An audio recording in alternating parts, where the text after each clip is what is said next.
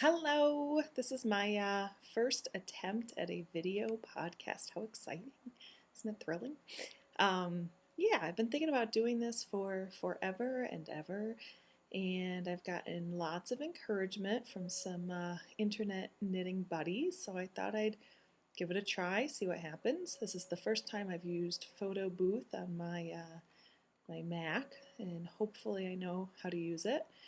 Hopefully the lighting is good. Hopefully all this stuff's working. If not, I apologize, and hopefully I'll get better as I figure out what I'm doing.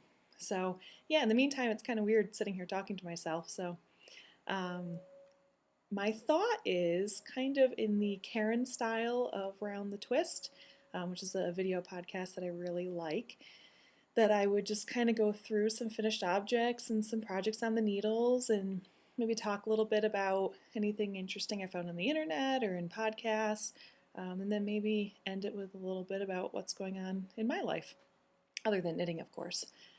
There are a couple other things in my life other than knitting, but so anyways, what I have on my needles, my current project, and this is my little Jessalou project bag that I got from Rhinebeck last year. Jessalou, I think she's from Altamont, New York. It's definitely the Albany area. She's one of our locals. But this is a little football hat from Susan B. Anderson's Itty Bitty Hats. Can you see it? And I intentionally was trying to use up a little tiny bit of pink that I had. As you can see, I'm almost done.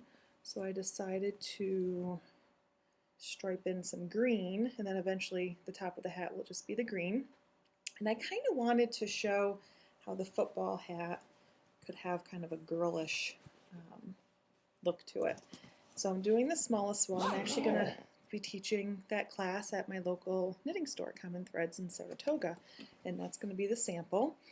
We're going to be doing a little series out of the Itty Bitty Hat book, my all-time favorite knitting book. And then my other project on the needles is, these have been on for forever, like March. Oh, this bag, cute little bag, my Aunt Dolly made. She's my great aunt. She actually just passed away this past February at the ripe old age of 101. Pretty cool, huh? She was an avid crocheter and sewer, not so much a knitter. So I'm doing, for the very first time, 2 socks at a time on one needle, magic loop. So as you can see, I've done my heel turn. They're top down, heel turn's done, and I've just started on the foot. So I've done magic loop before, and I've done 2 at a time on 2 circular needles before, so this is kind of fun, giving this a try. This is Lorna's Laces, whatever their version of sock yarn is. I think the colorway is Blue Hawaiian, something Hawaiian, definitely. Really bad at remembering this kind of stuff. But I'll look it up on my Ravelry page, and I'll be sure to put it in the show notes. So yeah, this has been on the needle since probably March, and it's one of those, you know, I pick it up and put it down, pick it up and put it down. It's good to throw in my oversized purse, or sometimes when my son is running around the backyard, I pick it up and knit on it out there. Nothing like a stockinette sock to not need too much concentration and being able to put it down so we can do a game of catch or throw in the frisbee or whatever. Now I have 2 finished objects to show you. The first one is, this is a little apple hat. Cute, huh? And I love the little stem, which is done by, after you do an I-cord stem, you actually take the extra yarn and wrap it around the I-cord, which I think is really cute because it looks a lot more stem-like to me. And then, of course, the little knitted leaf. It's another Susan B. Anderson pattern on the Spud and Chloe, Spud Says blog that she's the curator for, so it's a free pattern. I used, all of this is tacky cotton classic. It's one of my favorite kids yarns, especially for the itty bitty hats. I actually have a whole basket full. Anytime I see it on sale, I pick up a color or two, and you know, little by little I use it all up. So, well, I don't use it all up. There's still quite a bit there, but you know. And the football hat was made out of the tacky cotton classic too. Now one of my most favorite finished objects, which I actually haven't even been able to wear yet because it's just early September here in upstate New York, is my citron. It's kind of big, so I hope you're able to see it. I'll kind of go from one corner all the way over to the other corner. And this is made out of handmade sea silk. I picked up this yarn, it was January 2006.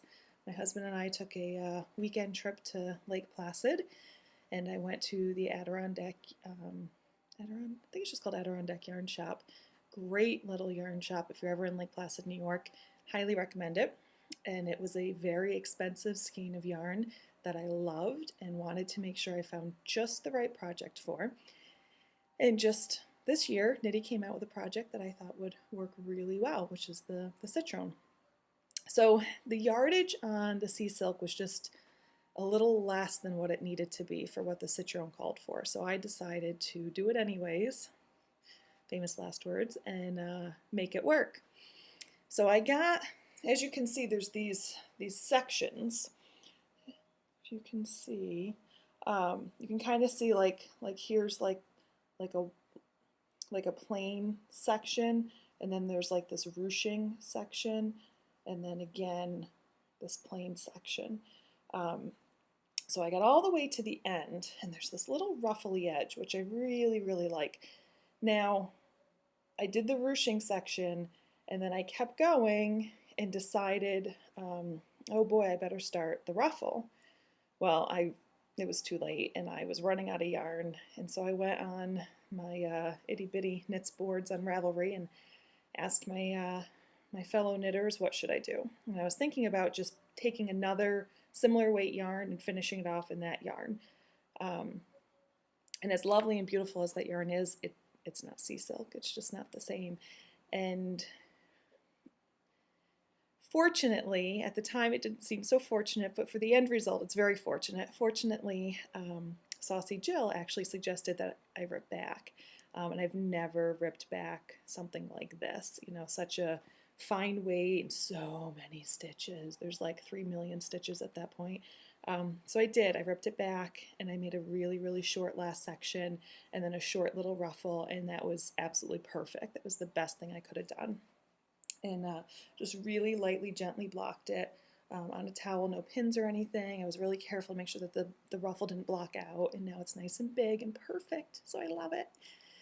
So, couple things as far as some podcast stuff going on. Stash and Burn, one of my favorite podcasts. Every September they do a single skein September, which I think is a great idea to kind of knock out some of the Christmas projects early, holiday knitting, get it done.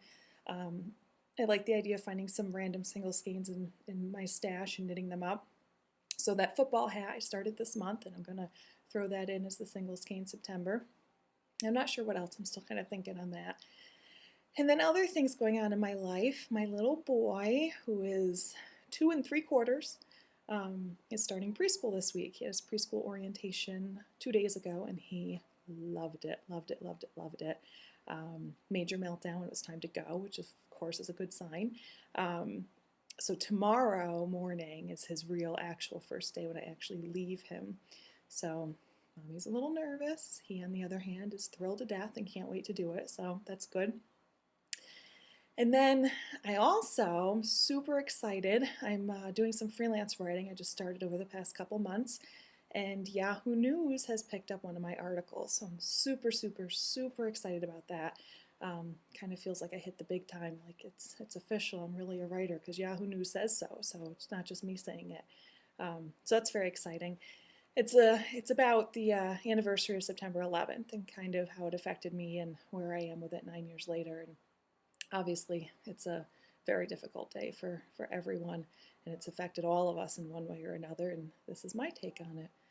So hopefully you liked my very first video cast, and I hope you come back again real soon. Have a great day. Bye-bye.